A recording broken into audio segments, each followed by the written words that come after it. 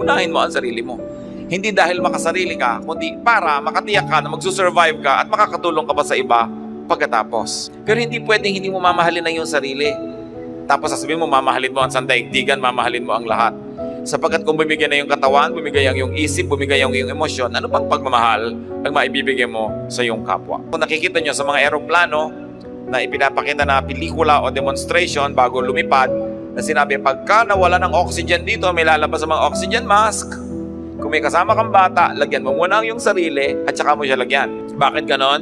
Tulungan mo muna yung sarili mo para ka makatulong sa iba. Kasi kung inuuna mo yung bata, tapos bigla kang naubusan ng hangin at ikaw namatay, paano ngayon magsusurvive yung bata? So sabi, hanapin mo ang iyong paglago, hanapin mo ang iyong kasiyahan, ang iyong pamumunga. Hindi lang yan dapat, yan ay tungkulin din.